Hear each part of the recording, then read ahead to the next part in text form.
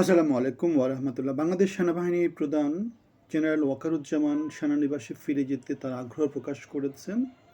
হাসিনা সরকারের বাংলাদেশ থেকে বিদায় নেওয়ার পরবর্তী সময়ে সেনাবাহিনী বাংলাদেশের সরকারকে আইন শৃঙ্খলা নিয়ন্ত্রণে, যেখানে পুলিশ প্রশাসন ব্যর্থ হয়েছিল, সেখানে ম্যাজিস্ট্রেসি পাওয়ার নিয়ে সেনাবাহিনী সারা বাংলাদেশে আইন শৃঙ্খলা নিয়ন্ত্রণের চেষ্টা করেছিল এবং তারা জাতিকে একটা সুষ্ঠু শান্তিপূর্ণ নির্বাচন উপহার দিতে সামর্থ্য হয়েছে।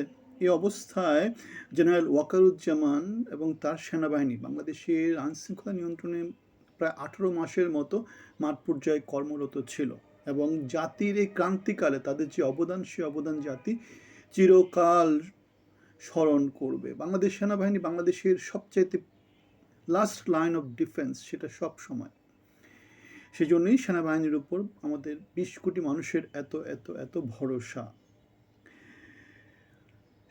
সংবিধান সংস্কার কমিশনের প্রধান আলী রিয়াজ বলেছেন, এমপিরা দুটি বিষয়ে শপথ নেবেন এবং মানতে হবে জুলাই সনদ। সুতরাং জুলাই সনদ মানব না, জুলাই সনদের এই হবে, জুলাই সনদের সেই হবে, সেগুলা হবে না। তাদেরকে মানতে হবে যে জুলাইকে মেনেই তারা সংসদে যাবে, অন্য কোনো উপায় নেই। আর নাহিদ ইসলাম এবং শফিকুর রহমান বলেছেন যে জুলাই বাস্তবায়ন করতে হবে, জাতির যে সংস্কার প্রস্তাবনাগুলো আছে সেগুলো বাস্তবায়ন করতে হবে, তারুণ্যের স্বপ্নকে ধারণ করতে হবে।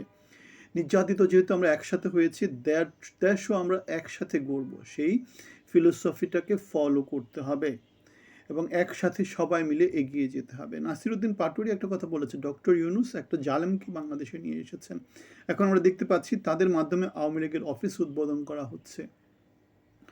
ইনি নাসিরুদ্দিন পাটোয়ারি যার কথা বলছেন, তিনি হচ্ছেন তারেক রহমানের কথা বলছেন। তারেক রহমানের বিএনপি মাধ্যমে যেহেতু পঞ্চগড়ে নানা জায়গাতে আওয়ামী লীগের অফিস খুলে যাচ্ছে, সুতরাং সেটা নিয়ে এই প্রতিক্রিয়াটা জানানো হয়েছে। এখানে এই জিনিসটা মনে রাখতে হবে, রাজনীতি করার অধিকার সবারই আছে। সুতরাং ক্লিন ইমেজে যদি আওয়ামী লীগ ফিরে আসতে পারে, হাসিনাকে বাদ দিয়ে অথবা যারা যারা অভিযুক্ত, যারা যারা কলঙ্কিত, তাদেরকে বাদ দিয়ে যদি রাজনীতি করা যায়, সেই রাজনীতিকে আমাদের সাপোর্ট দেওয়া উচিত, সেই রাজনীতিকে আমাদের প্রমোট করা উচিত।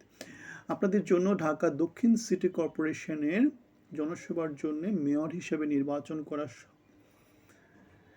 সিদ্ধান্ত নিয়েছি এবং আগামী শুক্রবারে জুমার দিনে শহীদ ভাষা দিবস 21শে ফেব্রুয়ারির আগের দিন থেকে আমরা আমাদের গণসংযোগ শুরু করব। আপনারা যারা ভলান্টিয়ার হতে চান, যারা সাপোর্ট দিতে চান, তারা আমাদের সাথে অংশী হতে পারেন। আপনাদের সবার জন্যে আমরা ঢাকায় নগরে যারা থাকবেন, আপনাদের ট্যাক্স দিতে হবে কম, হোল্ডিং ট্যাক্স যেটা, কিন্তু সুবিধা পাবেন পুরোটা। আপনার টাকার ভ্যালু বেড়ে যাবে, আপনার সেবাটা বেড়ে যাবে।